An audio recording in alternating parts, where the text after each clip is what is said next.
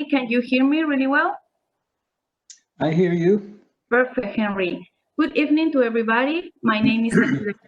I'm the president of the AAPG Young Professional Peru Chapter. And first of all, I would like to welcome to all the audience from Peru, from Canada, from Brazil, from Chile, from Argentina, from Bolivia, from Bogota, Colombia again, from the United States, also from all the rest of the Latin American countries, the North America countries, Europe, and so on.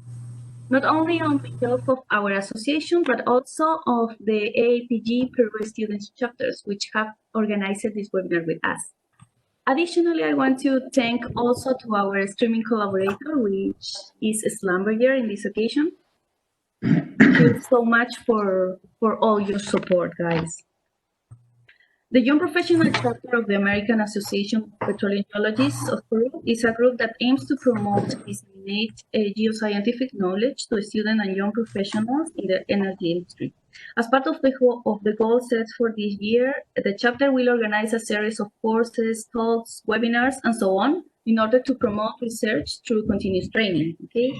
So in this opportunity, we have the great satisfaction and pride of having the developer of seismic geomorphology and the modern approach to sequence stratigraphy. Thank you, Henry Posamentier, for accepting our invitation to participate in this webinar. We really appreciate that.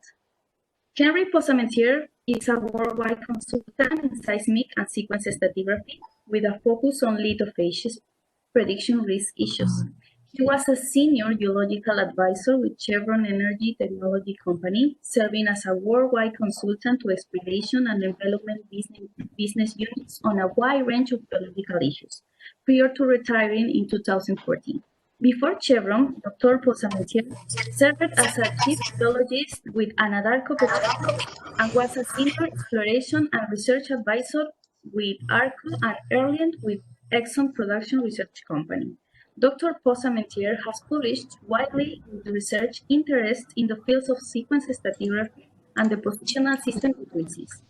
Recently, he has employed an interdisciplinary approach to the prediction of lithophase through time and space by integrating stratigraphy, geomorphology, and the positional system analysis. This is seismic visualization integrated with borehole data. In 1971 to 1972, Dr. Posamentier was a Fulbright Fellow to Elstree. He was served as an AAPG Distinguished Lecturer to the United States from 1991 to 1992, an AAPG Distinguished Lecturer to the former Soviet Union from 1996 to 1997, an AAPG Distinguished Lecturer to the Middle East from 1998 to 1999, and an AAPG Distinguished Lecturer to Europe from 2005 to 2006. In 2008, he was awarded the Petition Medal for Excellence in Sedimentology from the Society for Sedimentary Geology, the William Smith Medal for contributions to applied and economic aspects of geology from the Geological Society of London in 2010, and the Robert Baer Award for Outstanding Petroleum Research from the AAPG in 2012. Today, Henry will share with us a webinar titled The State of the Art of Seismic Stratigraphy and Seismic Geomorphology Workflows and Examples. And here you have a brief summary of the webinar. The application of seismic geomorphology and seismic stratigraphy to exploration and field development is a natural consequence of the advent of increasingly more affordable and widespread 3D seismic data currently available. Integrating analysis of plan view, geomorphologic, and seismic view stratigraphic images can significantly enhance predictions of the spatial and temporal distribution of subsurface lithology, reservoir, source, and seal, compartmentalization and stratigraphic trapping capabilities, as well as enhanced understanding of process sedimentology and sequence stratigraphy. Workflows designed to facilitate extraction of stratigraphic insights from 2D seismic data and techniques for 3D seismic geomorphologic stratigraphic analysis will be discussed. numerous examples of various depositional systems in various depositional settings, for example, fluvial, marginal, marine, deep water, shallow water carbonates, will be shown. Just to remark some things before this presentation, the presentation is going to take approximately from 1 hour to 1 hour and a half. At the end of the presentation, you will have the opportunity to write down your questions on the WebEx chat, so don't hesitate to ask anything you need. Please, again, I encourage you to keep your microphone and cameras off during the presentation so as not to interrupt the speaker. So Henry, welcome again, and we are ready whenever you want. Okay, well, thank you very much for that introduction. And it's great to be here wherever you are and be here together in this virtual format. It's a crazy time, but hopefully we'll make the most of it. So this presentation today is essentially a compressed version of what I do in a short course over a week. So it will be quick, it will be giving you a flavor for these concepts, these workflows with examples along the way. In the image that you see here, we're looking at a deep water turbidite system. It's a channel feeding a fan. You can see here on the left side, which is an amplitude extraction in grayscale. We can see a lot of detail in here. And so we have a lot of interesting patterns to work with, but our ultimate objective is to take these patterns and then populate them with the correct lithology. And we do that by applying geologic principles. Our understanding of geology helps us to determine what lithologies we can expect to find, what kind of reservoir compartmentalization, and we use whatever images we can extract from the seismic volumes, the 3D seismic volumes. So here you see amplitude. In the middle panel, you're looking at coherence. On the right side, it's a color display, a false color display of amplitude. So each of these images teaches us something else about this particular depositional system. So before I start, I want to acknowledge all my colleagues, past and present, who have shared with me interesting insights. I've learned from them, and I've, as they say, I've been able to stand on their shoulders and see just a little bit farther.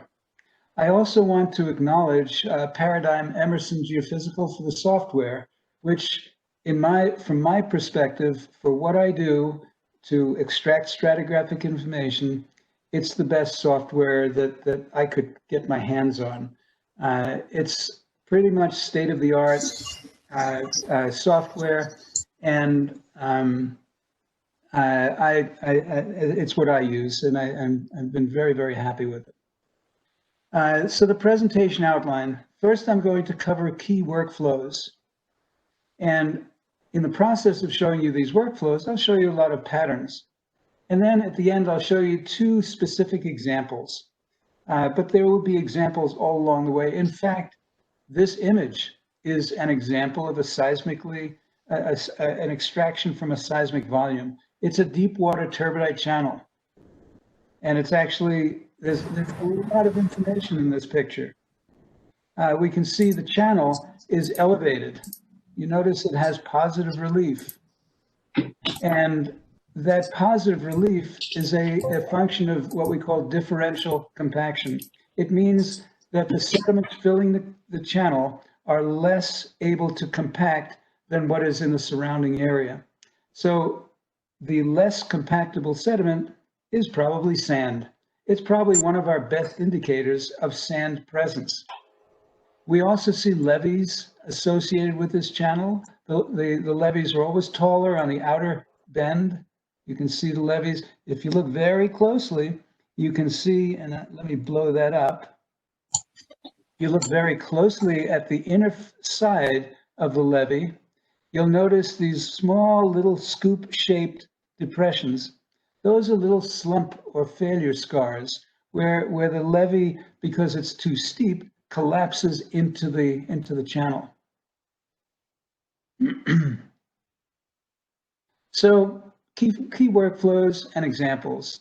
The approach that we take is to use or employ efficient and creative workflows. So the key here is to be creative. Every data set is going to be different. And the workflows, there are similarities and there are differences. You have to tailor, you have to adjust your workflows for your particular issues. The objective through these workflows is to extract or identify geologically significant patterns. Once you have these patterns, then the challenge really begins. What do they mean?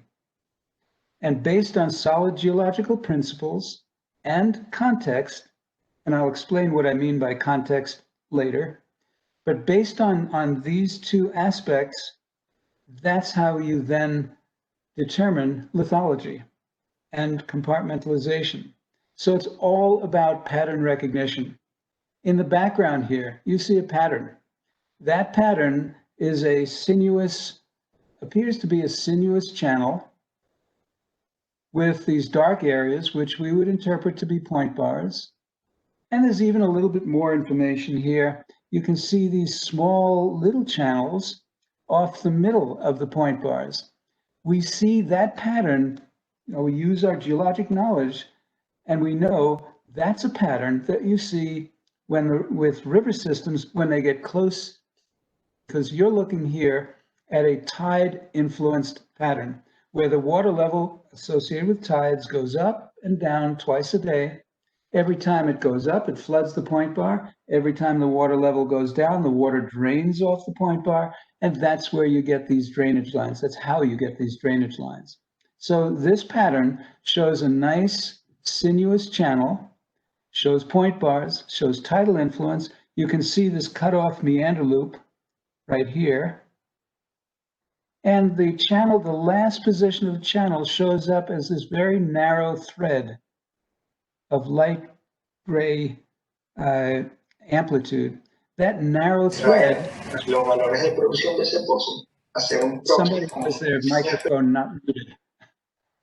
Okay, so this thread, which is a constant color, indicates that this last position of the channel is mud rich. So this could potentially break this fluvial reservoir into specific compartments. So the challenge, once you identify the pattern, then the real challenge is to populate those patterns. And the key is to apply geologic concepts to those patterns. So it's useful to go back in time and look at what how we used the seismic 30 years ago to predict lithology. We were looking at section views.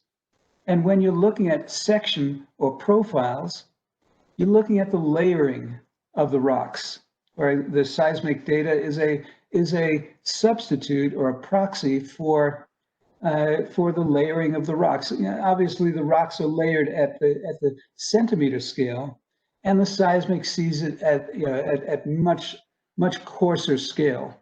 But nonetheless, we can see we've pretty much established that reflections that you see seismically are essentially timelines. So if we could image a particular surface, you will have imaged a time surface. Again, somebody's got their microphone. Okay, thank you. So we recognized in those early days this pattern called onlap and downlap and toplap and erosional truncation. These are all various descriptions of how reflections terminate. And we would leverage these observations to predict the depositional system. Is it a delta? Is it a shore face? Are we looking at carbonates and so forth?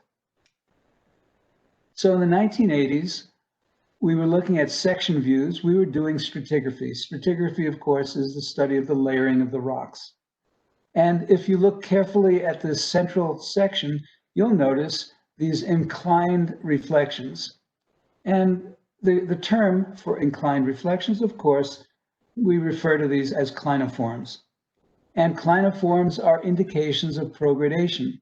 And progradation characterizes shore face deposits, deltaic deposits, shelf accretion. So we take those observations and try to establish a lithology that would be associated with this. But of course, now we have 3D seismic, not just 2D seismic.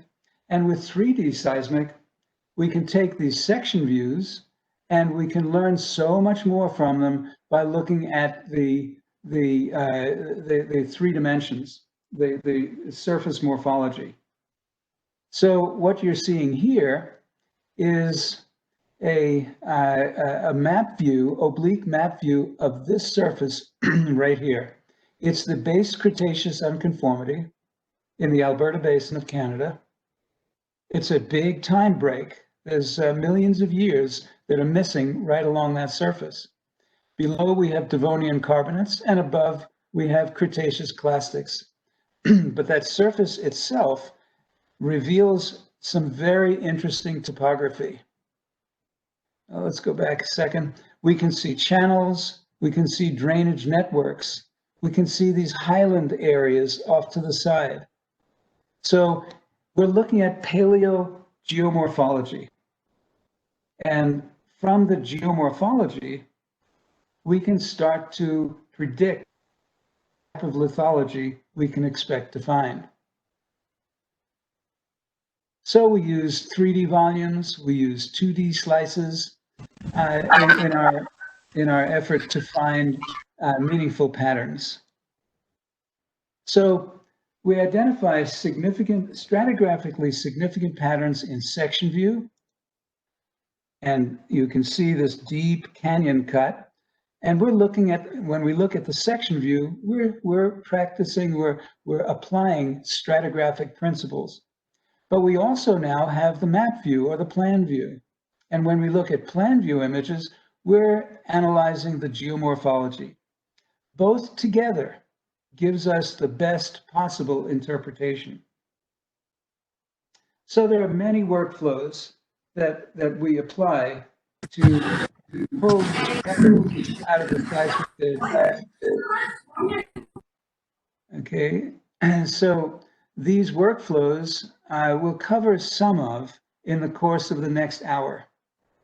So let's start with the most simple, Straddle Slicing. So with Straddle Slicing, we pick a horizon. In this case, we're in a deep water setting. And what you can see here is a deep turbidite system right here that's fairly widespread. We can see the amplitude extraction from that level, which is, we call it level number 4. And we can see a lot of channels. If you look carefully at that image, you can see multiple channels of moderate sinuosity, all oriented in upper left to lower right direction. Now we can take that horizon or that level and shift it upwards. When we shift it up a little bit, we see different channels. Shift it up again, we see additional channels. And shift it up a 4th time, we see additional images. So by shifting it up, it's as if we were sitting in a time machine at time 4, and then going into the future to time 3, to time 2, to time 1, we're seeing how the paleo landscape is evolving. We can accomplish exactly the same thing by simply taking the bottom horizon, number 4, and flattening, and then slicing at 3, at 2, and at 1. It gives us exactly the same images.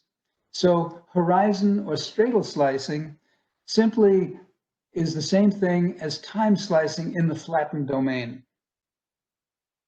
So now the question sometimes comes up, if you have a if you have a data set where you have no available horizons that are easy to pick, which can generate straddle slices or flatten the section.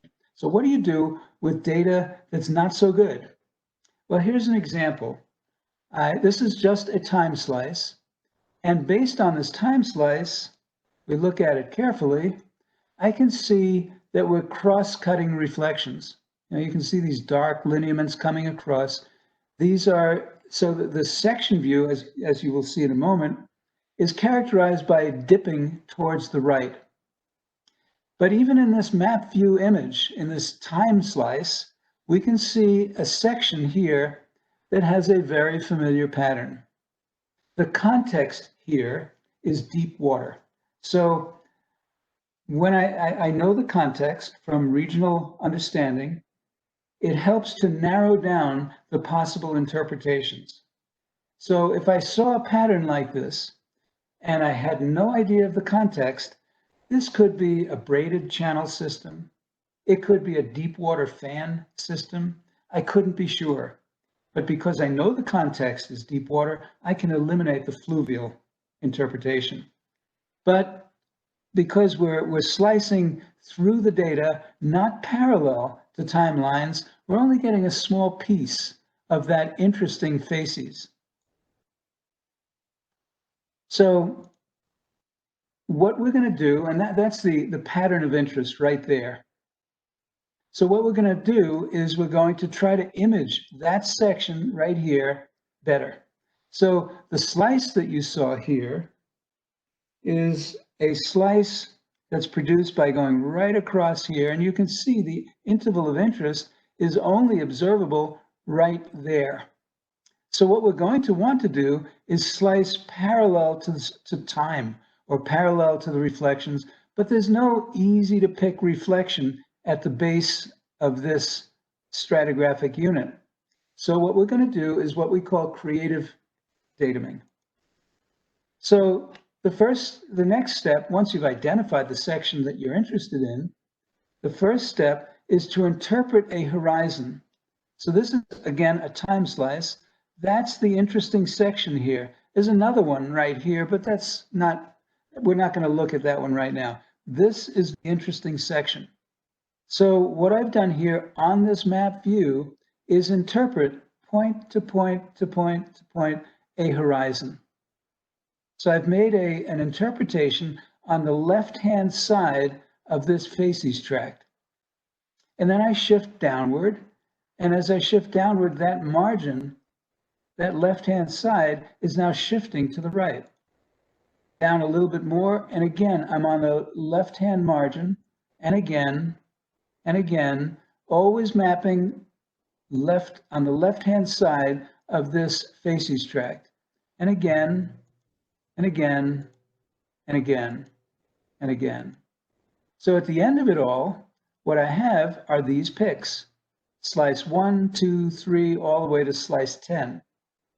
So now I've got a very loose grid of picks, all of which are at the base of this interval of interest. So looking more closely again, you can see that each pick goes through right at the base of this interval of interest. So now I interpolate that, and now I can drape amplitude or do an amplitude extraction on that surface. So this is what I see. So this image here, looking straight down, is right here. Now, as we shift, now we can use that horizon and shift upwards. So we go up 20 milliseconds, and you'll notice that there's an input point. Let me blow that up for you. So there's sediments coming from the lower left, the bottom, and from the left-hand side here. This is a small mini basin in a slope environment, but you can see there are multiple input points for sediment. We go up another 20 milliseconds, and 20 milliseconds is close to about 20 meters. So we go up again, and now you can see this one, this input point is beginning to dominate. This one, not so much. And we keep going up one more slice. By the time you get 60 milliseconds above, if you look at this image, there's no more sediment coming in from the lower left and the bottom. Everything is coming in from the left. So by doing this creative datuming, which takes maybe 5 minutes, we now have a reasonable understanding of the evolution of the depositional system through time by slicing through the data. And it's a very quick a quick process and gives you a very good solution. You know, maybe you have the 70% answer. And in our business, as most of you know, when we are given seismic data, we have a very short window or time to interpret. It's so many times I've experienced this. I'm given a data set and managers want an answer yesterday. So this is a good, quick way of getting to an answer reasonably quickly if the data, if the issue is, as we saw it, problematic data. Here's another example where we didn't have a good datum. In this example, we're looking at a big channel complex coming across here. And again, let me blow that up so you can see it. You can see over here, you can see this channel complex really clearly. It's a sinuous channel, comes across. There's a lot of noise in here, and it's actually not noise. These are mass transport deposits. And you can follow that channel most of the way to the edge. Here it becomes very difficult, but you can kind of see it.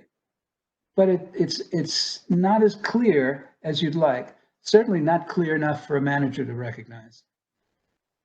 So what we do in this case is what I've done here is I've taken a transverse section along this white dashed line where you can see the channel right there. So you can see that channel right there. And I've created a reference horizon or a horizon just interpreting on that section view point to point so that that horizon just touches the base of this channel complex. And then I continue it roughly parallel to the surrounding stratigraphy. And I also do an axial section like this. And again, I'm just touching the base of the channel. You can see that this axial section sometimes crosses the channel and sometimes an interchannel area. And then again, the channel right there, right there. And again, let me blow that up so you can see it. So there's the channel complex. All of this stuff down here is mass transport. Some turbidites in here, but this is the one that we're interested in mapping. It shows up here and here and here and over here. It's not a perfectly axial section. As you can see, I've been following the base of this channel complex pretty well over here, but then my axial section gets outside of the channel complex. And then I'm back in, and then I'm back out, and then I'm back in again. So it's not perfect. But now I've got two reference interpretations. There's my channel. And now I'm going to create a grid of random lines across the area. So that's my axial section. These are my transverse sections. And then I interpret on those. So that's my, in 3D, these are my transects. And I've only shown 3 of them here. And then I interpolate that, as you can see in this color right there. And now what I can do is use that interpolated surface to slice through the volume. And it's pretty clear now. There's my channel complex. It's a much cleaner, better image than I had with just a time slice. But I can take it a step further and I can do what's called, I can create what's called an optical stack, which really highlights this channel complex. An optical stack is simply a stack of 20 layers. In this case, I chose 20. So I've got 20 layers, 20 time slices because the sampling interval is 4 milliseconds. That's an 80 millisecond slab or thickness of seismic data. And then I can take that slab or thickness and make it partly transparent so that only the positive amplitudes are fully opaque. The negative amplitudes are transparent. So it's like an X-ray or a CAT scan through that 80 millisecond volume. So let's take a longer look now at optical stacks. So here we can see a couple of small channels. And you'll notice that there's variable amplitude within the channel. The reason for that, you'll see when we look at this arbitrary line right along the channel. So I've created a seismic section right along the axis of the channel. And as you can see, the slice that we've created, the time slice, is not parallel to the stratigraphy. In places, the slice is too low. In places, the slice is too high. So the amplitude extraction on that time slice is not truly the channel amplitude. It's only because the channel is going above and below. It's not horizontal.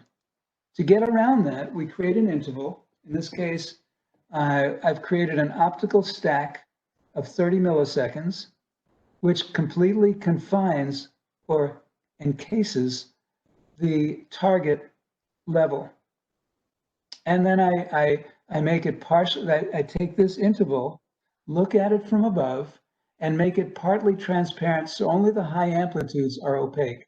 And now I can see the channel amplitude, the true amplitude of that channel. Here's another example which was quite useful. Here you can see a big mass transport deposit. It's a deep water setting. And when I slice through it like so, you can see that the top is very rugose, very bumpy. And that's pretty much what we see here. So in this case, I've created a fairly large interval, and we're now going to examine that interval using the optical stack approach. So again, looking at it from the top, and now I've rendered the negative amplitudes opaque, and you can see now a very clear delineation of that whole feature, that whole mass transport deposit. And just to compare, this is the slice, this is the optical stack. Shifting now to looking at specific horizons. So we're going to look at horizon attributes. And here is a deep water turbidite system. We can see multiple different horizon attributes from simply illuminating or shining a light on that surface, a 3D surface, looking at an amplitude extraction, looking at structure, looking at dip azimuth, dip magnitude, curvature, roughness, 3D perspective, many, many different ways to image the same surface. Each of these images highlights a different aspect of the geology. And it's useful to look at all of these attributes. For example, when I look at amplitude, it's giving me a relatively direct indication of lithology. So when I see a big contrasting amplitude like I can see in the channel, that's telling me that whatever is in that channel is very different from the sediments all around, which are characterized by much lower amplitude. And the context, of course, as I haven't mentioned, but the context here, it's a basin floor setting, deep water. And in a deep water setting, we've come to appreciate that the sediments that have the biggest contrast, those sediments that have the biggest contrast are those sediments that are very different from what is ordinarily found in deep water, which is mud or shale. So we move closer towards being able to say that's probably some high velocity sediments, probably sand.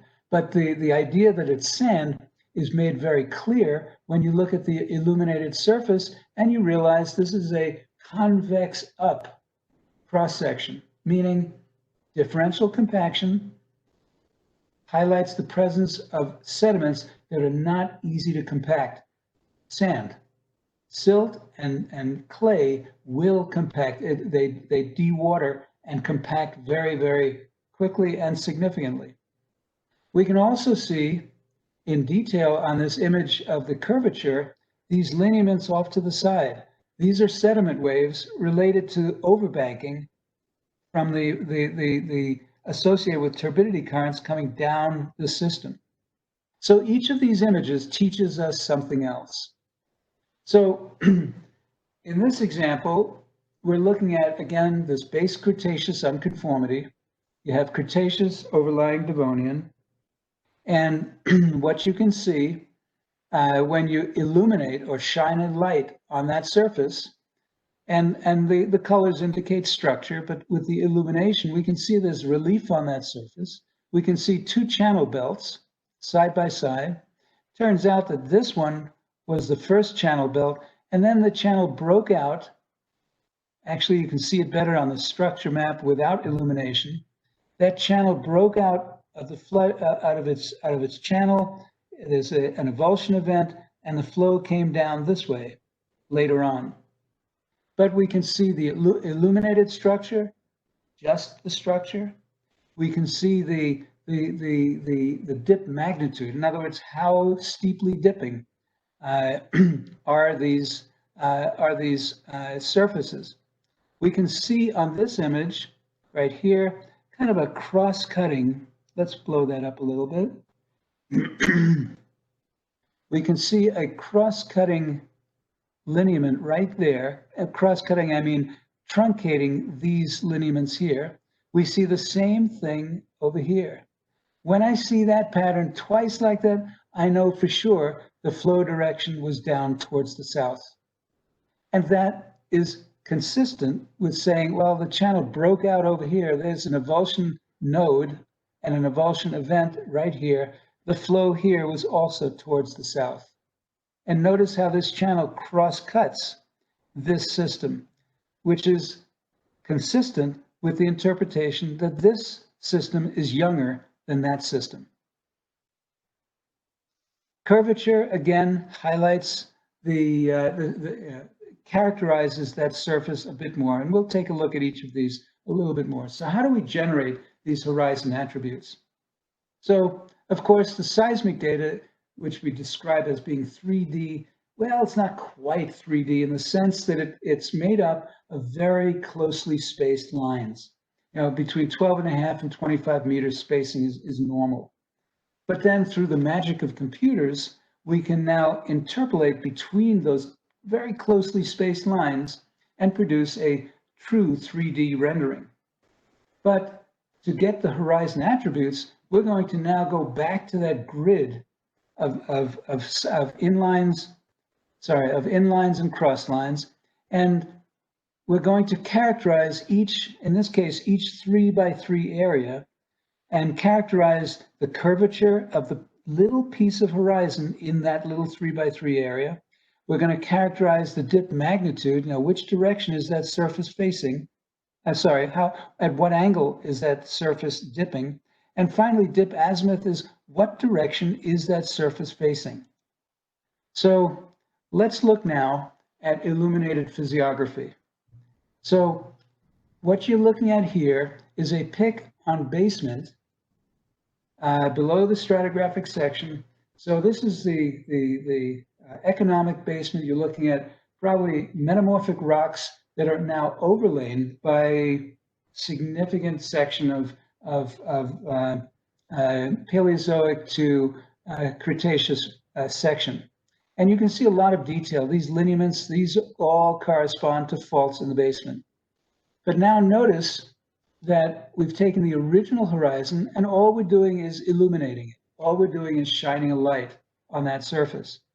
But if we smooth that horizon a little bit, we can see those lineaments and some of the noise goes away. We can see the lineaments more clearly. So this is just another trick to help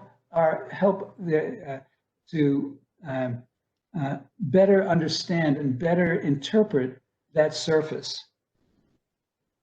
Here's another illuminated horizon. You've already seen this one. This is that base Cretaceous paleo landscape. Here's an interesting one. These are Aeolian Dunes, and you can see that the wrinkly, the wavy pattern down at the base of these claniforms.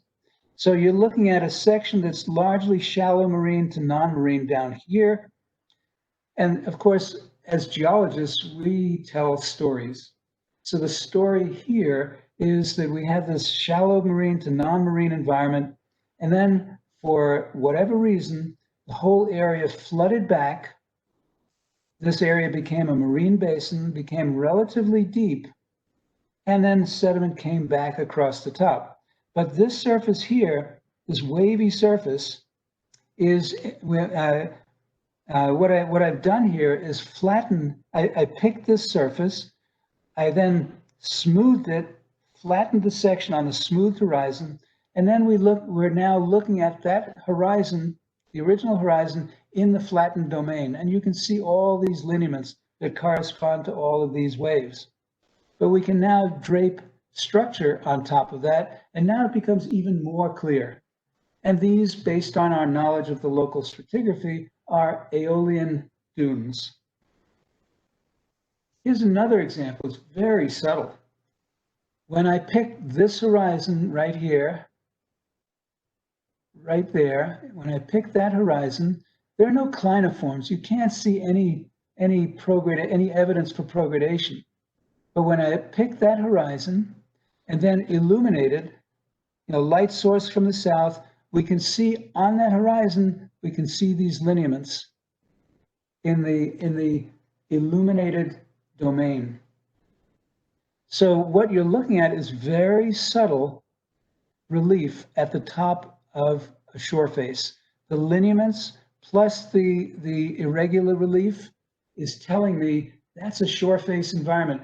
I would be 98% certain I've got sand at that level. So the effect of lighting direction can be very significant. In this picture, I'm illuminating or lighting from the left-hand side, and we can see these channels very clearly. If I illuminate from the north, these channels that I saw so clearly over here are not so obvious. In fact, this big channel coming down here completely disappears just because I've shifted the light source. Now moving the light source from the south, again, we don't see that big channel. And finally, light source from the right-hand side, that channel reappears. So just moving the light source around can make a difference. It takes you 15 seconds to just move the light source around to evaluate that horizon. Here's another example where light source makes a huge difference. What you're looking at here are grooves at the base of mass transport deposits in deep water. The light source from the right really highlights those grooves. When I shine the light from the left and the lower left, those grooves simply disappear. In this example, we can see thrust faults, or we can see evidence for thrust faults. Again, this is on an illuminated surface. We can see this big mass transport deposit. We can see this rubbly, kind of a rough texture here, all along the edges.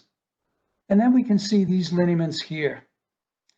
These lineaments, when we look at them very carefully in cross-section, these lineaments are indications, or they're actually thrust faults, very low angle thrust faults associated with a mass transport event that came from the south. This mass transport event over here, this mass transport event over here came from the north. it came first, and then this came up later. Actually, no, the other way around. This came first, and then this came from the north and pushed all of these faults and bent them. So we can just look at this image. We can see a lot of interesting features. We see the map view representation of these thrust faults. We can see that there's two of them. We can see the timing of these two relative to each other. We can see some of the detail between this very high rugosity or very big megaclasts in here, fringed by or bounded by these very different pattern here. And off on the left-hand side, we can see polygonal fracturing, which is an indication it's consistent with a deep water environment. This is a pattern we commonly associate with deep water settings. So curvature, let's look at some examples. Again, we can look at the base Cretaceous horizon with a 2x2 grid, a 3x3 grid. It's getting more and more noise free. So the bigger the area that I'm characterizing, the less detail I'm going to see. 5x5, 6x6, finally 9x9, very low resolution. And it's up to you as an interpreter to decide which of these you like best.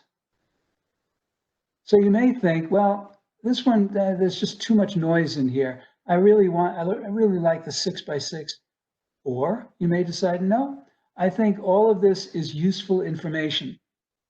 So I'm going to stick with 2x2 or 3x3. It's your decision as an interpreter.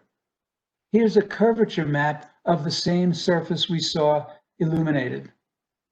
And it gives more detail. When we look closely over here, you can see these big clasts. You can see much smaller clasts all around here.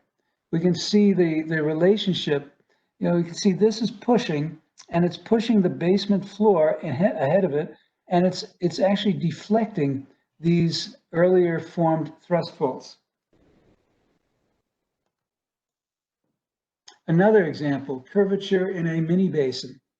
A curvature map of a mini basin floor. We can see the bounding normal faults here, but we can see drainage lines very, very clearly, where we have input points coming from all points, and this is where it exits. The flows converge and exit the mini basin here.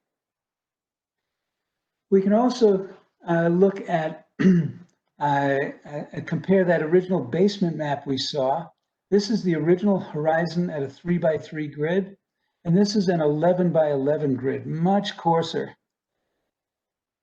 So dip magnitude, that's how steeply dipping. Again, the sample size will determine the amount of detail that you're going to see. And again, it's your decision as the interpreter. Here's dip magnitude, again, on that same horizon. And this is dip magnitude, whoops. This is dip magnitude on that basement reflection. And you can see again, the original horizon 3x3, it's pretty noisy. You look at the smoothed version by looking at an 11x11 grid, and these lineaments become a lot more clear. Here's another example of dip magnitude where it was quite useful. We're looking here at a deep water channel system, and the dip magnitude illustrates an overbank area right here characterized by a lot of steep dips. These are sediment waves related to flow that came down the channel, and the top of the flow came out of the channel by a process referred to as flow stripping. Dip azimuth, also quite useful. And here we're looking at the direction that surfaces face. It's kind of like a three-dimensional display.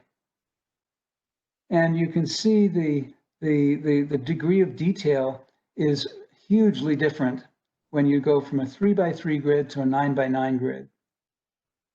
And the same thing shows up here, 3x3, this is an 11x11 grid, where this is essentially a smooth version of that.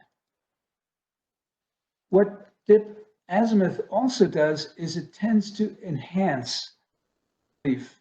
So here we're looking at a debris flow track coming down with multiple lineaments. And on the dip magnitude map, if you look at it carefully, you almost see those lineaments. But when you look at the dip azimuth map, they're very, very clear. So dip azimuth enhances apparent relief. So if the surface has some subtle physiography, dip azimuth might be a good way to look at it. So here we're looking at that, again, that mini basin.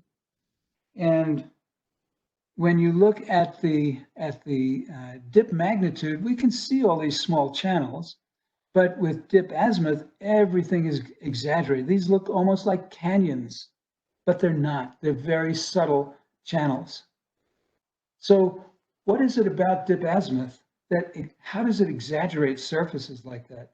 Well, dip azimuth, if you look at a channel that's convex up, it doesn't matter if it's flat on top.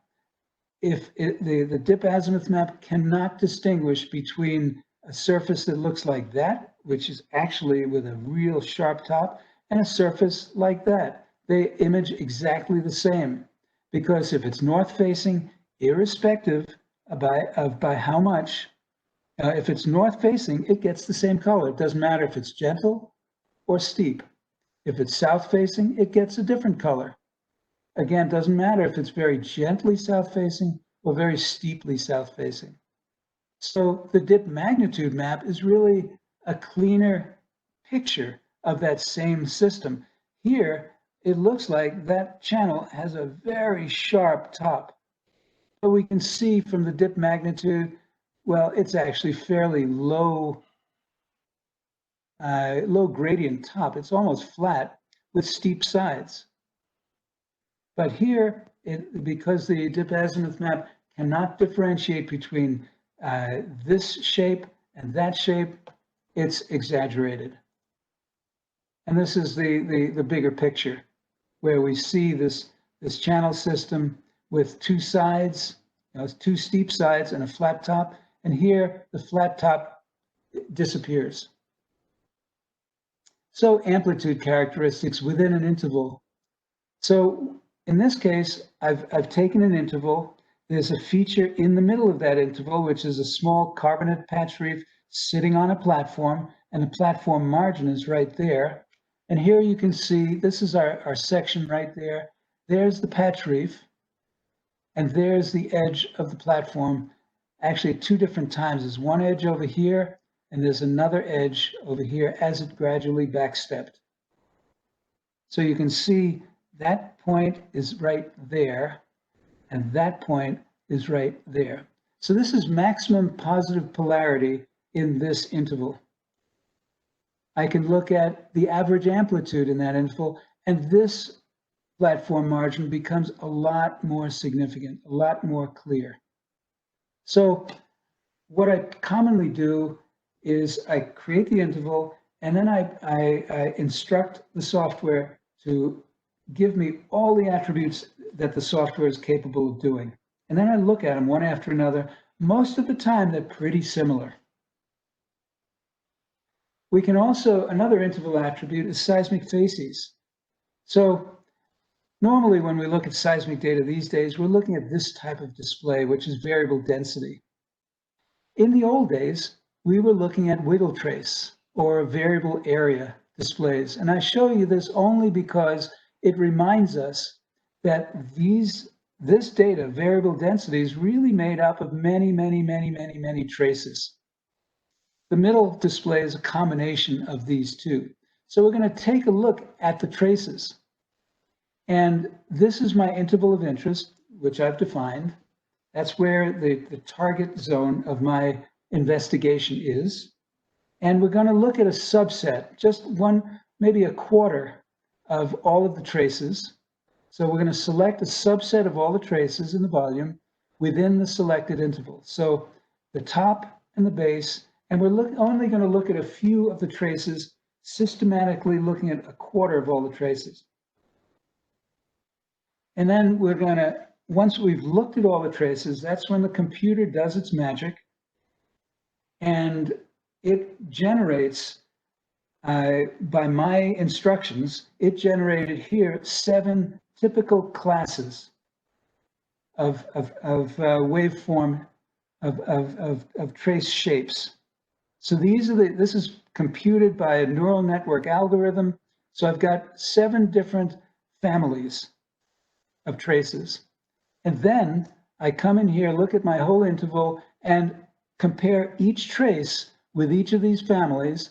And by correlating each trace to each of the classes, I then assign each trace the color that is that corresponds to the best correlation. So a trace right here would be, it's assigned this color because that trace correlated best with this family or this class. So that's my seismic facies map. In theory, if I've done this correctly, if I've graded the interval appropriately, in theory, if the traces have a similar shape, they have a similar geology also. So these areas of colors are really facies maps as a result, and it's seismically based. So the interpretation assumption, similar waveform shape. Now all the traces in this color here suggest similar geology. So back to this example of the patch reef overlying the platform, and now the computer does all the work. Now I look at the subset of traces. It calculates the classes. In this case, I've got, I think, 11 classes, and then each trace is compared to each of these classes. Gets the color that it correlates best to, and you can see this is my platform right in here. These reds to the blues and whites out here. These guys here, very different geology, very different classes to which they belong. We can also do what's called a supervised seismic facies. In other words, in the previous example, the computer does all the work. I just say, I instruct the computer, the software, to look at a subset, a systematic subset of every 4th trace, and based on those traces, come up with these classes. Alternatively, the opposite extreme is, I'm going to say, I want this location where I have a well, where I know the geology, I want that well to be one of my classes, or the trace at that well location, which is right here. I want the trace at this location to be one of my classes, and that's over here. I want this location to be one of my classes, and so forth and so on. So now I'm designating what geology, where I know the geology, I'm designating those traces as my families. And then I run the software again and compare each trace to each of these classes, and I get another seismic facies map. So comparing these two, you can see that there are certainly similarities in pattern, but this one really brings out these lineaments here. It turns out that that's a pattern that we often associate with karsting or subaerial exposure. Here's another example where I've got an interval that's 68 milliseconds thick. I do my seismic facies map, so that's the section view right there. And I run the seismic facies, all unsupervised, and I can see very nicely these crescent-shaped or arc-shaped patterns. This is a fluvial system, and this is a meander loop. I can compare that with a seismic slice, a time slice, actually a straddle slice. And there's value to both of these images. This one tells me that the geology is pretty consistent in this section here, but there are a lot of layers. Now we're cutting through a lot of point bar deposits or lateral accretion sets right in here, but the geology is fairly consistent in this band or this facies tract. Coherence is another useful approach. Coherence is an excellent edge detector. What you're doing here is comparing adjacent traces to each other. And as you can imagine, if you compare a trace inside a channel with the neighboring trace, which happens to be outside the channel, they can have very different trace shapes, or those two traces are not going to correlate well to each other. So this coherence attribute, and it's called different things in different software, but semblance and coherence and similarity, and so there are different names to it, and some simply call it the edge detector. But it's useful in delineating edges. Here's another example back to this meander loop. You can see another display. We saw the amplitude extraction, we saw the seismic facies, and here we can see the coherence slice. In this example, we're looking at these very subtle, small channels. In fact, and you've got to decide which do you find to be the most useful. And in this case, I think the amplitude is giving us a little bit more useful information, because notice there's a very subtle channel coming in over here. It's not really evident over here. It's very subtle. Notice both of these two channels and these two channels are all coming in. There's an acute angle right there. There's an acute angle right there. This river system is flowing up to the northwest or to the upper left. We know that because that's how rivers behave. Spectral decomposition is another useful approach. In this case, we're going to take the original seismic section or seismic volume, and we're going to decompose the volume or take it apart from a frequency perspective. We're going to look at the low frequencies, the medium frequencies, and the high frequencies. So I now have 3 volumes. I have one volume for the low frequencies, one volume for the medium, and one volume for the high frequencies. And now I can interrogate or investigate each volume. And by investigate, I mean let's slice it and cut it and look at all kinds of attributes. So in the low frequencies, it's quite a bit less noisy. You can see it in the section view, you can see it in the map view, much less noisy than what we have in the high frequency. So there's more information here, but the key information is perhaps obscured by all the detail. Again, it's your decision. But what we often do is now we combine these 3. So that's my slice from the low frequency volume, the medium frequency volume, and the high frequency volume. I render them red, green, and blue. And then I co-render them, or I merge them into one volume, where each of these is present in this image. So now comparing that to the original full frequency volume in grayscale in this case, there's advantages and disadvantages to both. I find that people get so excited about the spectral decomposition that they forget that maybe the full frequency has something to offer also. So I commonly look at both. So there's details. Let's look at some of the details. So when we look at this area, notice here we can see these overlapping lineaments right there. And we can see that's lost over here. You don't really see that.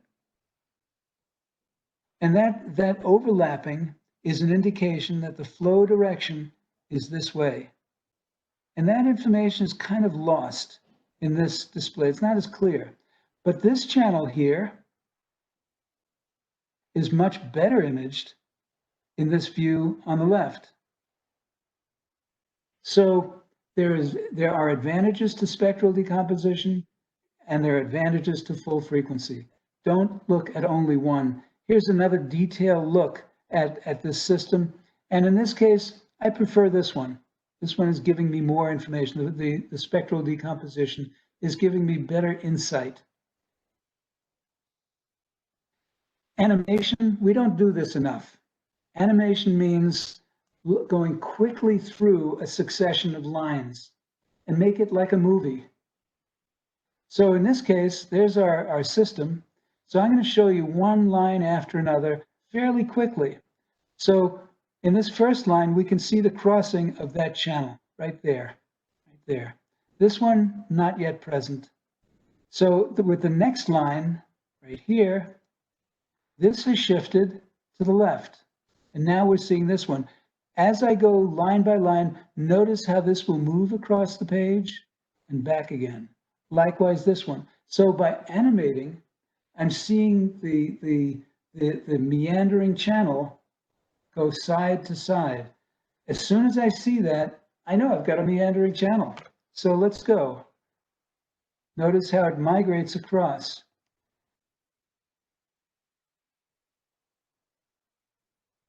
And then it's going to come back the other way eventually. Because now the meander goes the other way. So animation is a very useful tool for very quickly establishing the presence of a meandering channel. And continue, they cross each other.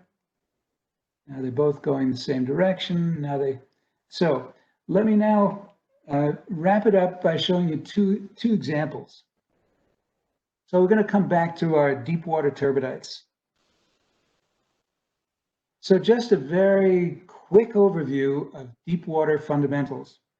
Nearly all deep water systems break out into three discrete types of settings. We have a tributive setting where in this proximal area near the shelf, where canyons and slope valleys join together and form a single channel coming across. So then we move from the tributive area to the trunk or feeder channel area. And then eventually you get to a certain point on the basin floor usually where the single channel breaks into a distributive pattern. We have accelerating flow over here. We have decelerating flow over here. So continuing the quick overview, we're initiating or starting a turbidity current up in here. And we can cause the turbidity current to begin either by collapsing, by slope failure at the top, or by supply of high density mixture of fresh water and sediment. But in most instances, the dominant mechanism is collapse and failure. So anyway, we're not going to get into the detail of that, but the flow initially is fully confined right at the top by canyon walls. And as we come down system, the canyon walls get lower and lower, and eventually at a certain point, the top of the flow is able to go over the top, and that's where we begin to construct levees. As the flow continues, the levee height, after initially becoming higher, gradually the levee height gets lower and lower and lower. And by the time you're out here, the levee height is decreasing. And eventually the levees are not tall enough to fully confine the flows, and that's where they spread out. And that's where you get the fan of this deep water turbidite system. And we can identify what we call a transition point. So coming back to our initial example, we can see the feeder channel coming in here. There's a transition somewhere around here where we go from a principal feeder to multiple avulsing channels, splitting out and becoming a fan right here. We also see occasional breakthroughs of the levee in the form of a crevasse and associated crevasse channel and crevasse splay. Here we've got a crevasse channel feeding a crevasse splay up here, and this is the fan itself. And that's our transition point approximately over here. So Here are a couple of examples. This is one example where this nicely formed fan is sitting right under this. So this is on top of this. And this system here corresponds to what we would call the late low stand event or series of events. This is very often we see this combination, early and late. Late being dominated by a single channel coming across the area, forming a fan somewhere out here, but much smaller, because the system in the late low stand is becoming less sand rich, more mud rich. So we're going to look at this early low stand in some more detail. So again, that's our early low stand, many small channels that are characterized by frequent avulsion. Up in here, the system is very well confined, and the transition point would be right there. So looking at a series of transects from number 9, which is right here. So we're looking right there, this section right there. And as we come to 10 and 11 and 12 and so forth, we can see by the time we get to 18 and 17, this is just a widespread network of channels right in here. And you can see that in the map view. If we look at this, at the late low stand deposits over the top, we can see very nice levee channel. There's the channel with the associated levees. This is line 8 up in here. So it's a single channel overlying this more widespread sand at the base that we saw in the early low stand. This is very common. This is part of classical sequence stratigraphy. But to understand the sequence stratigraphy, you have to understand process. And to understand process here, it's important and essential to go back to the shelf edge, to where all the sediment came from, and investigate what was happening as sea level was fluctuating. But that's for another time. So you can see when we go down, we're going to next take a look at a line right down the side.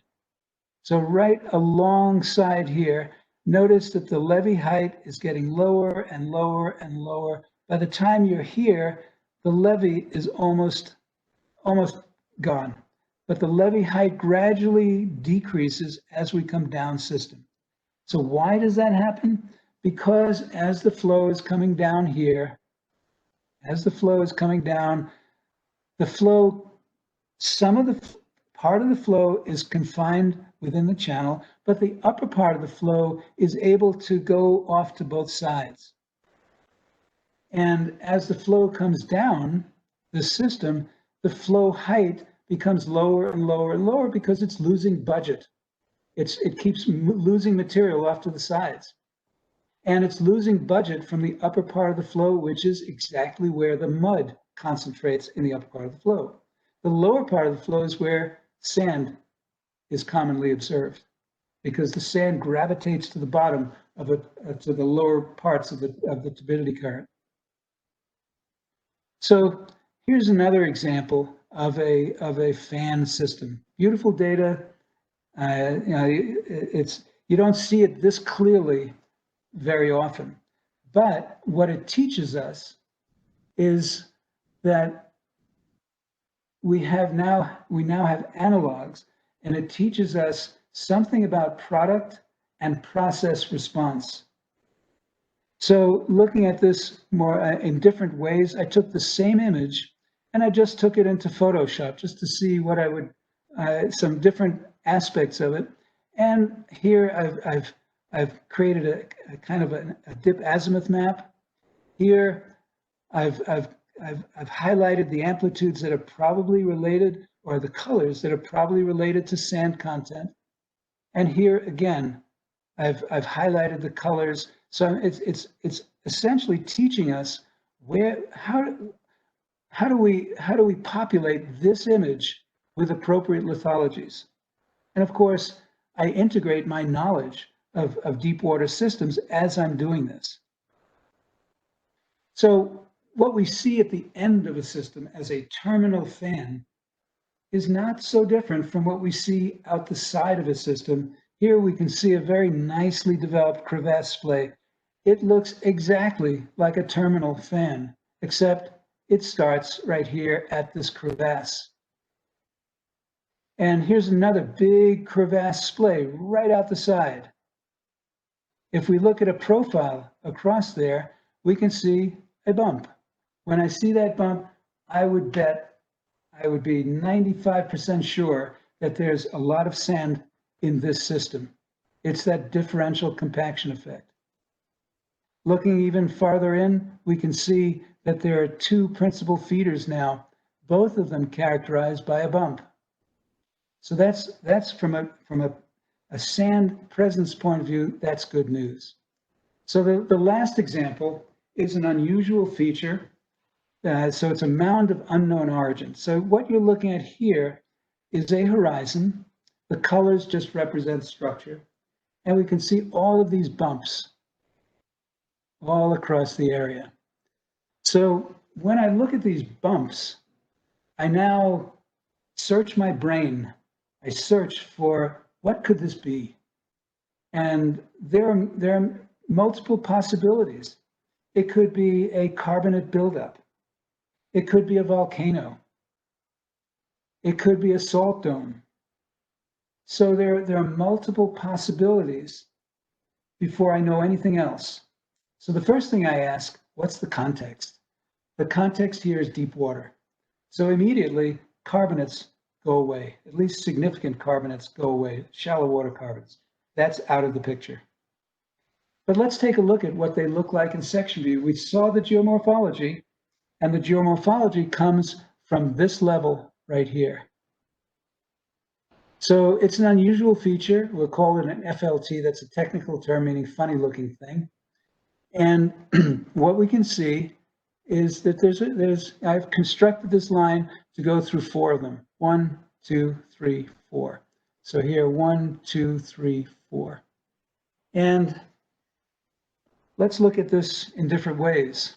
So here's my original map, now with a section view. And looking at that section view, I've got three of these mound-like features. There they are. And I notice these radial fractures. This is typical of when I put a mud drape that's flexing. So this is a natural fracture pattern related to dewatering and flexing. So a little context. Context is always useful. I see a lot of this polygonal fracturing in here, in here, and here. When I see that, I'm pretty comfortable. This is a deep water indicator. But what else do we see? Well, down deeper, we have all of these volcanic intrusives. We can see that the volcanics are going parallel to stratigraphy, and then they start to cut across. So we have a sill leading to a dike. And right about where this ends, look what we see right up on top. So there's a genetic relationship between what you see here and what is happening down here. If I had only been looking at this, what I would have noticed is, first of all, if this were a buildup, a volcano, I would see onlapping reflections. But there's no onlapping reflections. Everything is more or less parallel. If this were a buildup, it would have had positive relief, and later sedimentation would have onlapped the sides. So what it's telling me is that this mound never existed on the seafloor as a mound. This must have been an intrusive of some kind. So my options: carbonate mound, no, because it's deep water. Mud volcano, again, I don't see any onlap on the sides. How about igneous volcano? Sorry, about igneous volcano, also not, I don't see any onlap on the sides, so it couldn't have been a freestanding mound. So what I'm left with are two possibilities. Either it's a volcanic intrusive, a laccolith, or a mud intrusive, also laccolith. Now, looking at it more closely, I noticed the amplitudes associated with volcanics is pretty high. Now, what we see here is I don't have those high amplitude reflections. So if these are volcanics, if these are intrusives coming up here, why do I not see high amplitudes? The other thing I see are these kind of reflections off to the side, right there and right there. Let me blow that up. I can see something unusual on both sides. So I'm left with these two possibilities, and I know there's a connection with the volcanic intrusives. Maybe it's just gases coming up here, mobilizing muds and bringing them up here to a level where the sea floor might have been up in here, but there was a weak zone right in here where whatever came up was able to spread out at that level. Could be mud, could be volcanics. I would lean towards mud related to the gas, probably coming up through here. So in conclusion then, the approach that we take is to integrate what you see in section view, that's stratigraphy, with what you see in map view, that's geomorphology. And it's important that when you see a pattern in the section view and you're interpreting it as whatever it is you're interpreting, you have to check it against what you see in map view. If you have a story to tell using stratigraphy, make sure that story is also meaningful from the geomorphology. If you see something in section view and then you look at the slice and it disappears, it's probably noise. Also, if you see something in map view that you think is real, you look at it in the section view to confirm it. So it's an iterative process going back and forth from stratigraphy to geomorphology. So in order to do that, you have to be efficient, meaning you have to be fast. Any software that puts speed bumps in your path or multiple button clicks is not efficient. If the software is not efficient, you're not going to test ideas because you just don't have the time. And that's why I like this particular software application. Now, I should mention, I'm not employed by Paradigm, so I'm just a user. But I've used multiple different software platforms, and for me, this software application is by far the most user-friendly. And if it's user-friendly, I'm going to test a lot of ideas. And second of all, you have to be creative. You have to realize there's no single cookbook. There's no single approach. There are multiple different ways. Once you've identified partially a feature that you find in, that's when you start employing different workflows.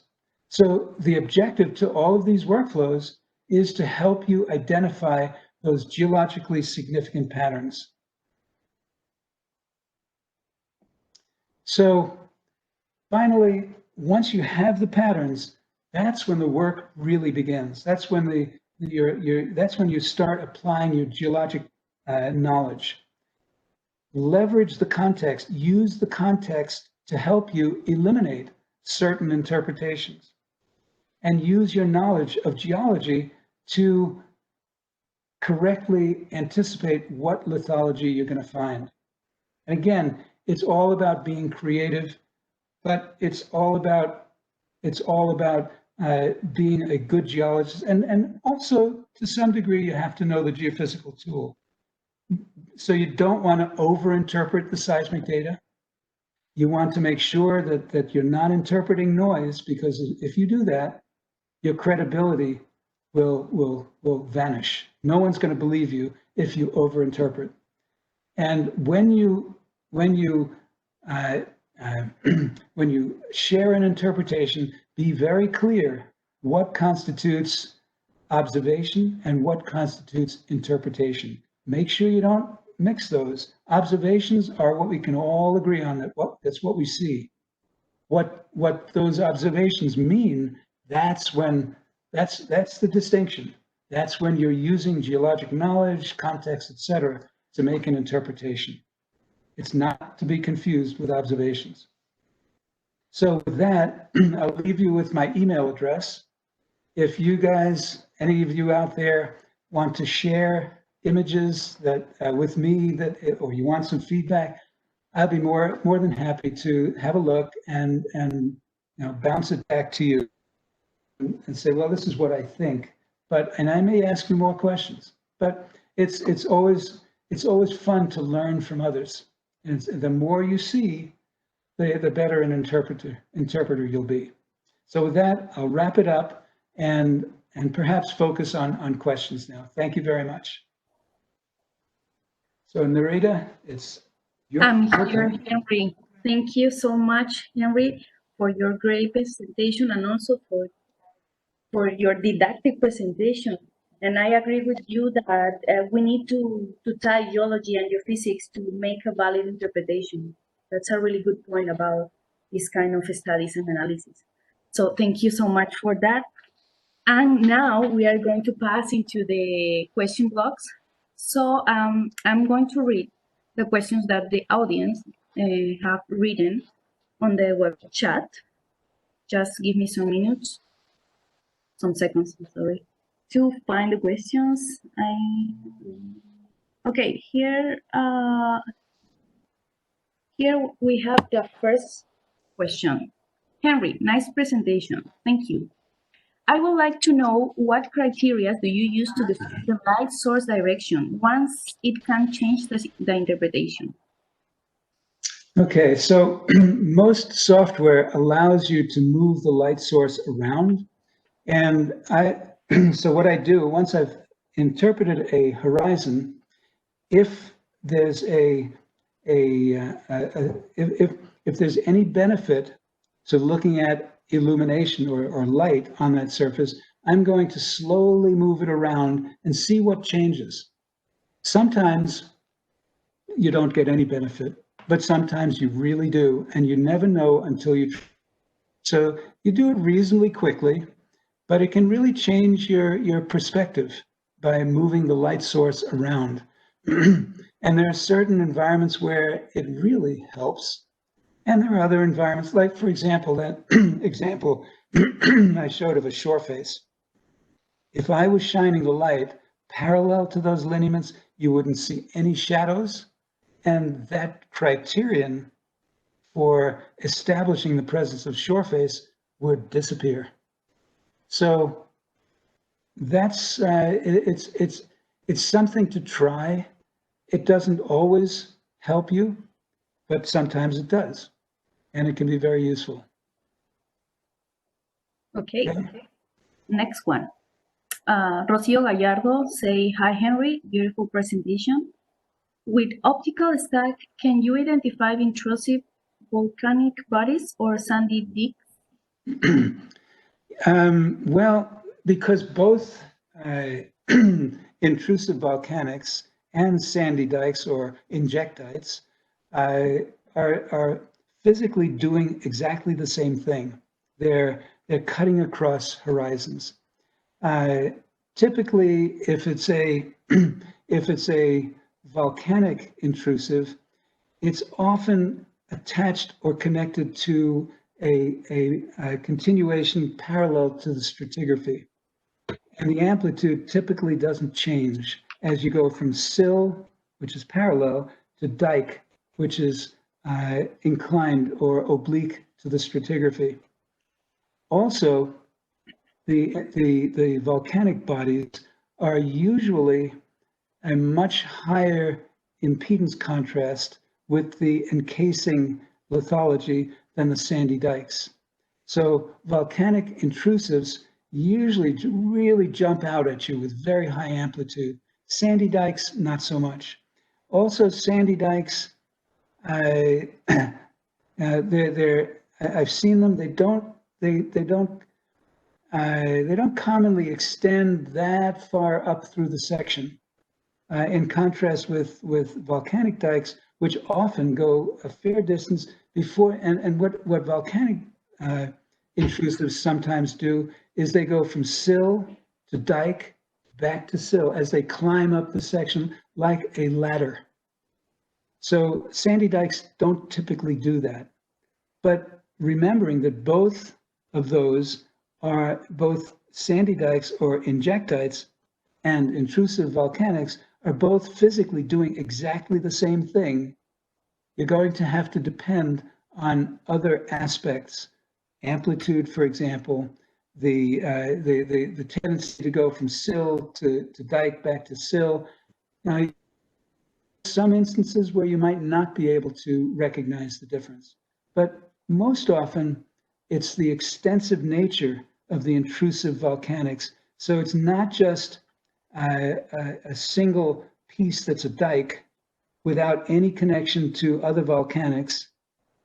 Sandy dikes, not so much. They don't show up as well because they don't have that impedance contrast with the encasing lithology, and they're usually not as extensive. An additional criterion that I would look at is what's the context? Do I see a lot of evidence for volcanic activity in the section? If I do, and then I see cross-cutting reflections, I'm going to start thinking that may well be volcanic dikes. If I see no good indication of volcanics in the whole section or from nearby wells, I'm going to think, well, that's probably not volcanic. And then I'm going to say, well, is there a source for all this sand? Is there a deep water channel, for example, that's very sand rich that could have been the source for for sandy dikes? Do we see that present? So I'm going to try to use context in addition to direct observations. Okay, next. Okay, next one. From Salvador. I would like to know if you have worked in South American Andean projects doing this kind of work, identifying sedimentary structure. Well, yes and no.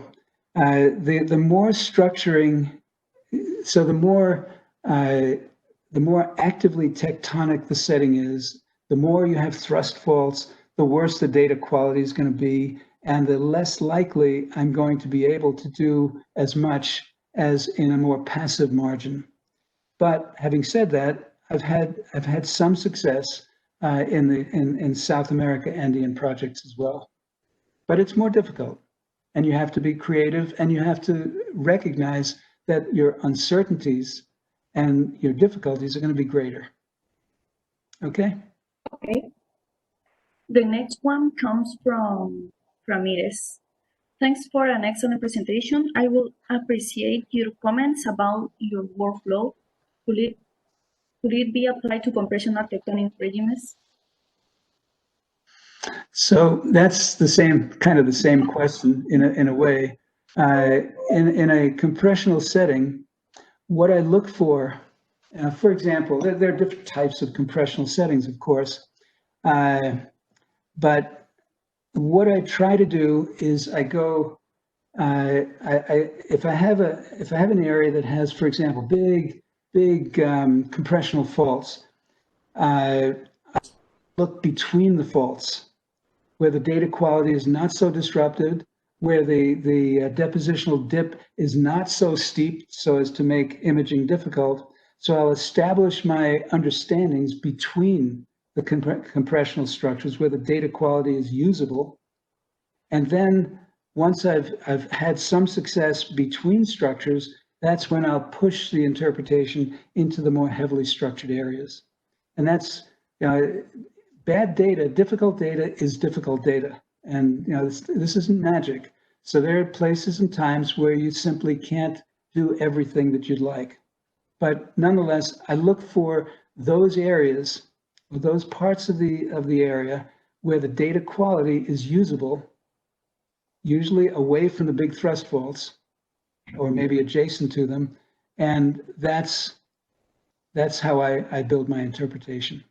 That's the workflow.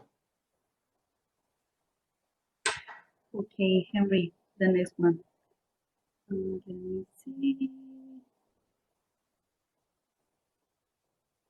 Okay, here I have another one from Rocio. For Rocio Gallardo. Could volcanic intrusion be identified by a set of normal faults in the upper part? Slide.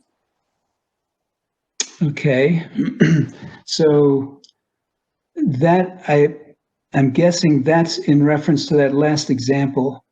Yeah. Yeah. So in the upper part, if we go back to here, for example, so I suspect that question references this stratigraphy. So what we see in this stratigraphy is typically just layering relatively horizontally through here. And we can see these, and here's an example of where this volcanic clearly moved up to another level down here. So it's laddering up. This isn't necessarily so here we're looking at a volcanic that's coming up. Here's another one is going parallel to stratigraphy, and then it finds a path in here. So these are all clearly intrusives in here. And when we look in the upper part of the section here, you know, we don't clearly image a fault in here. The data is disrupted. Usually that means that there's gas coming up through here. And if there's gas coming up through here, it can readily mobilize mud. And if there's a pre-existing fault that the gas is preferentially coming up through, then it makes sense that this could be mud coming up through here and not able to penetrate any higher than that. So the whatever's coming up is hitting this layer up in here and cannot get through. So this layer is present all along here. So it's the observations that you make that lead you to an interpretation. So when you look at this surface above here, let's go back. So that's the surface, and all of these little faults are produced by material coming up and trying to push up, and by pushing up, it's creating an extensional regime all around the edges, and that's what gives you all of these little normal faults all around the edges. So if you see this, you know that you have a combination of drape and dewatering, but also possibly punching up and causing an extensional regime or normal faults. So that's how I would address that question. So the second part of the question is part 2, and I can read it, Nareda. The disconnection of the channel in part of the platform to the basin floor could be due to erosion in slope settings. Let me think of where he's coming from here. Okay, so when we go back in deep water environments, okay, let's go back to here. Okay, very, very simply looking at these systems. When I've worked deep water systems around the world, in areas where the data quality is really good, I often see sand in the channel all the way up to these fingertips. It's very rare that I get a zone of sediment bypass in here. So if there was no post-depositional structuring that cuts this continuous sand, it makes this a very difficult stratigraphic trapping configuration. You very commonly need some kind of structure, either a fault across here, or maybe some erosional event later that cuts across here. Somehow you have to break the connection between the sand in the upper parts and the sand in the lower parts. So, so the farther out in the basin you get, the more difficult it is to disconnect these sands. And this is, so this conversation focuses on stratigraphic trapping potential in deep water systems. And there are lots of variations on the theme, and there are lots of complications.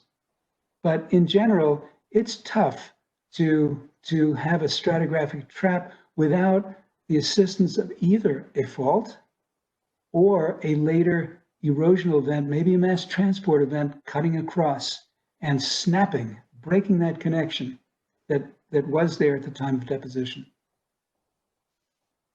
Okay, so I'm looking at the next question here from Jorge. Jorge. Yeah. How do you deal with a high density faulted area when applying Straddle Slicing?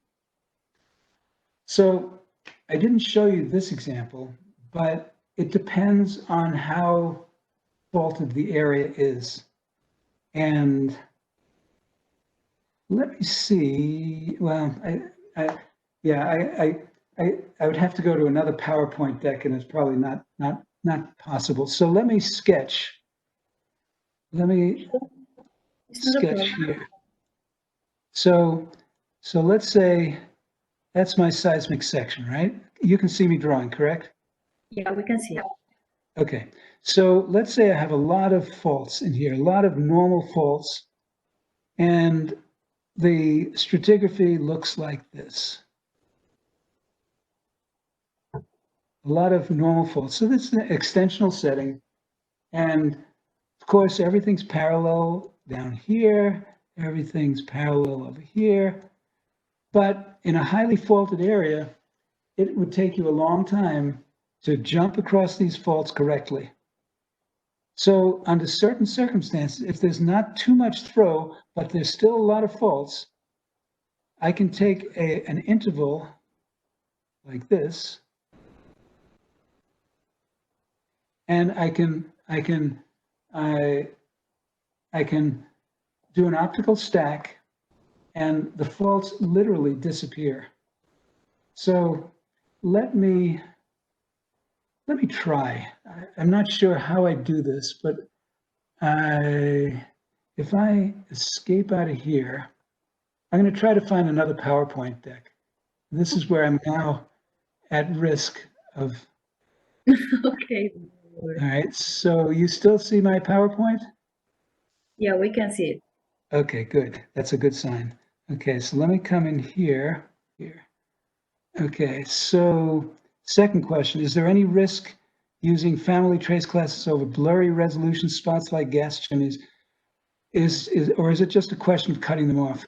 Well, if I have an area, so I'm looking at an interval. Of course, Seismic Faces looks at an interval.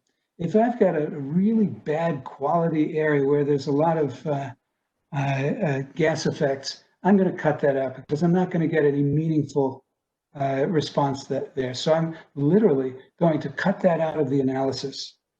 So yes, it's just a question of cutting them off. Okay. To areas without structural complexity, this workflow is very useful. However, in Peru, the different basins are complex and very faulting. For this reason, it is difficult to characterize the facies. What is your appreciation and recommendation for these complex areas? Well, as I said, this isn't magic. As the data quality becomes worse, your ability to extract meaningful patterns also becomes more difficult. So it's not magic. You can't create something out of nothing. So you have to be very honest with yourself and with your managers to say, this is what I can do, and this is what I can't do. But I've seen instances, even in some areas that are structured, where it turns out that you could find something. All I can say is try. And if you have good software, you can try and fail many times without wasting a lot of time. So that's where good software becomes really important. So you have to expect that you're going to reach a dead end on some of your interpretations, but it's always worth trying. But the more complex the area, the less doable, the less possible some of these workflows will be. But it doesn't mean you shouldn't try. Okay, so next question. I think the next one is at the bottom of the chat. Say again? Okay. From Fritz Palacios. Ah, yeah, there he is. Okay. How often does sand prediction based on this approach match with results after drilling? Can you tell us any positive or negative experience? Well, just like anything else, there's always some uncertainty. And the degree of uncertainty depends on the quality of the data, the quality of the evidence that you have. I can tell you that the compactional effect is almost 100% certain. If you have a compaction effect, what you have, and you have to be clear, what you have when you see a bump is you have something that's not compactable. And that something in a clastic setting is almost always sand. In a carbonate setting, it may be a patch reef or buildup, where you have framework carbonates versus marls on the side. But for example, that criterion is almost 100% certain. Other criteria, when you have a network of channels, for example, like right there, let's go back to the presentation mode. And for example, if I were here, or let's look at a section over here. So if I were to drill a well right there, for example, right in that channel, I would be pretty confident of what I would get. Let me put the pointer.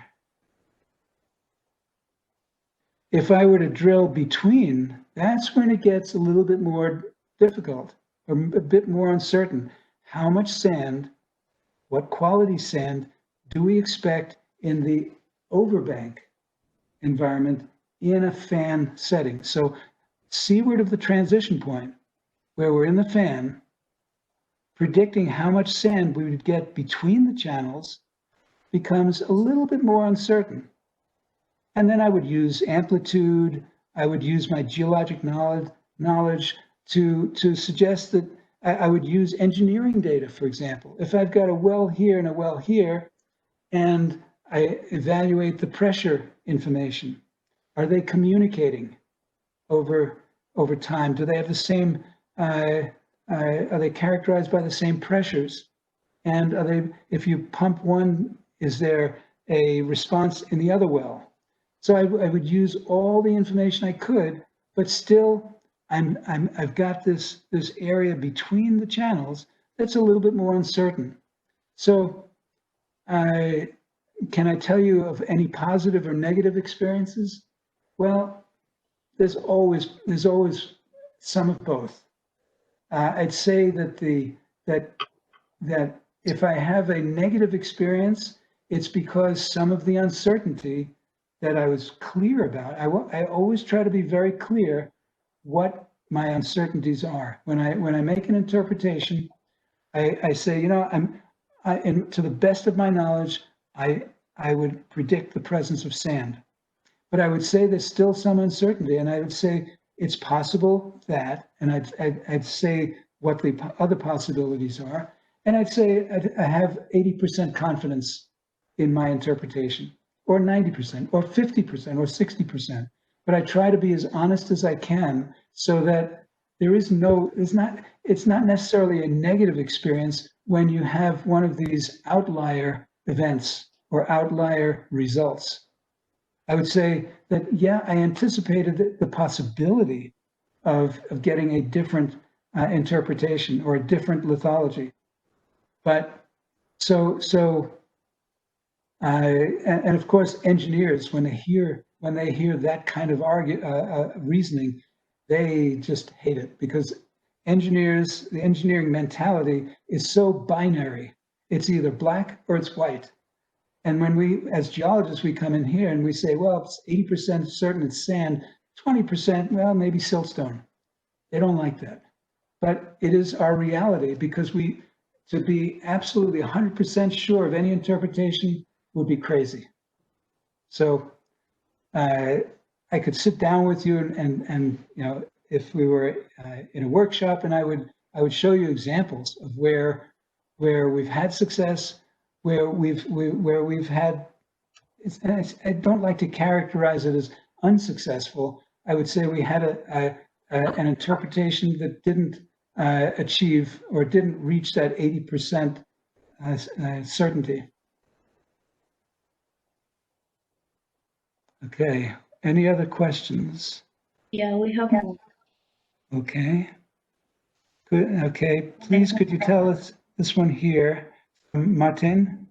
Yeah, right. Okay, yeah, please could you tell us what the difference is between hyperpigmental and turbiditic deposits? Is there a way to identify them in seismic? Well, okay, so hyperpigmental flows are similar to turbidity currents. They initiate, however, they begin differently. They begin at the shelf edge by flows that are density driven. In other words, these are flows that coming from rivers where the river plus the sediment is more dense than seawater. And usually that's not the case, but sometimes it is, where there's so much sediment in the water that that mixture of fresh water plus sediment hits the ocean. Salt water is very dense, but because the fresh water normally goes over the top and you get plumes, but in some instances, the fresh water plus sediment is more dense than seawater, and so it continues moving and goes down the slope underneath the salt water because it's more dense. And that's what's meant by hyperpigmental flow. Now, as it's moving, it's also characterized by turbulence. And so there's there are similarities and there are differences. One of the differences between hyperpigmental flows and turbidity currents is that hyperpigmental flows are related to shelf rivers that are experiencing flooding conditions. They're floods, they're high water discharge, and so hyperpigmental flows can last for weeks, many days, weeks, in fact. As long as that river is flooding and carrying a lot of sediment, that flow is literally continuous down the slope and into the deep water. So one of the differences between the hyperpigmental flow deposits and turbidity current deposits, strictly speaking, are related to collapse and failure at the top of the slope, where the material suddenly starts moving, and at the moment it starts moving, it's moving as a mass. So it's not turbulent yet, but very quickly that mass of material disaggregates or breaks apart or ignites, as we call it, and becomes a full turbidity current. So mass transport is what it starts out as and very quickly transforms into a turbidity current.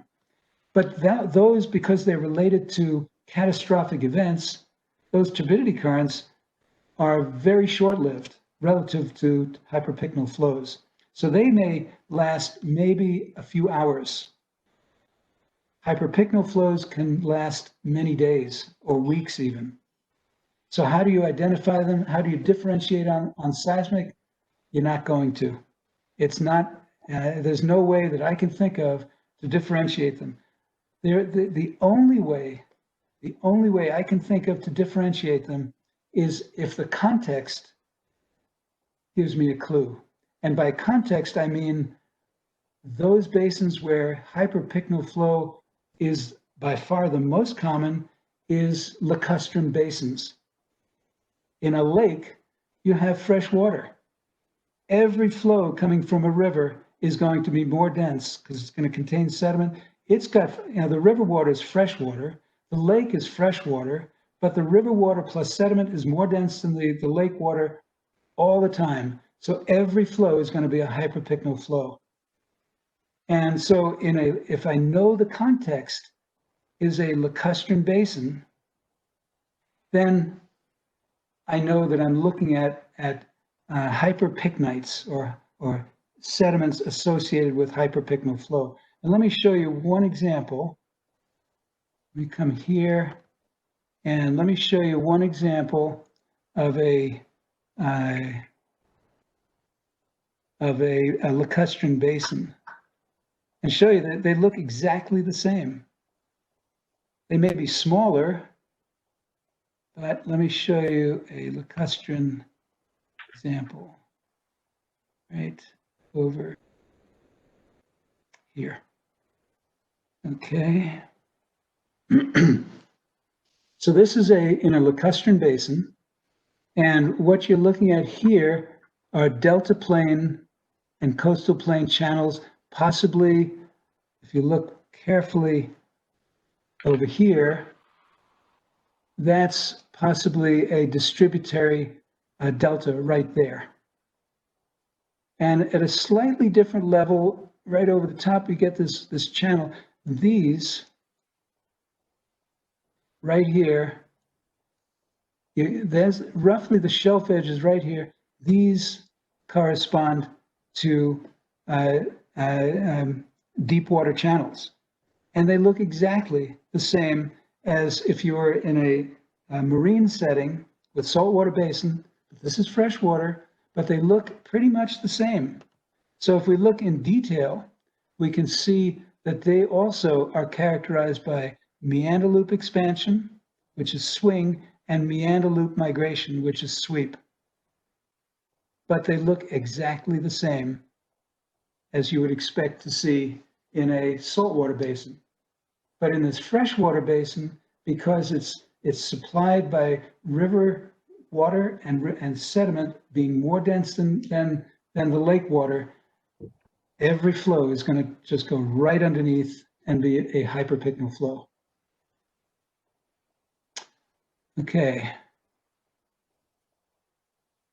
So what else? Okay, question here. Did you have the chance to see DAS, Distributed Acoustic Sensing Data, and how this new way of acquiring seismic data could or could not improve the seismic image in this kind of workflow? And the answer is no, I haven't. So that was an easy answer. Okay, so I think that was the last question. Is that right, Narita? Yeah, I think we have one more or two more, maybe. Did I miss one? Yeah, I think from Vladimir Cabello. Yeah, Vladimir Cabello. You want to read it? Which one is that? From Vladimir Cabello. Below Martin Oviedo question. Okay, but I think I see that one. It says, did you have the chance to see DAS? Is that one? Yeah, yeah. That. And that's the one I said, nope, I haven't seen that. I'm sorry. Okay, that's all. We don't have any more questions. Right. I have an extra question. If you don't mind. Go for it. Is there any seismic attribute or spectral decomposition that can be extracted from a depth seismic cube, or you just recommend to use them in time cubes? So again, is there any attribute that can do what? Is there any seismic attribute or spectral decomposition that can be extracted from a depth seismic cube? Okay, from a depth. Recommend to do it into the time domain cube. Normally, when I visit with a business unit, I use whatever they have, and I really don't differentiate.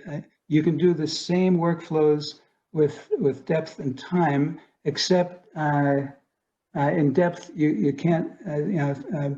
The frequency component is altered, but otherwise, anything that I can do in depth, I can do in time I can do in depth as well. Okay, thank you. Perfect. So we are going to pass to the last part of this webinar. Now we want to thank you, Henry, again for your great and detailed presentation. It was a really valuable information shared with us tonight. And now we have to say that we are we really appreciate your participation in this webinar, and in name of all the AAPG Peru chapters from all the universities of our country, we should thank you again for sharing all your knowledge with us.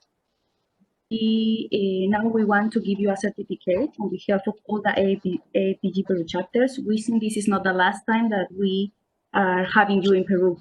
We will send you this certificate by mail, and let me just read a little bit the certificate.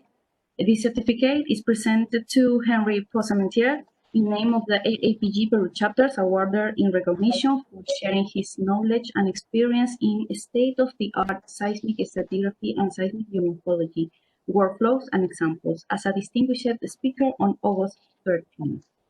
Thank you so much, Henry, for being here again. And just in addition, I have to say thank you to all of those attending this presentation.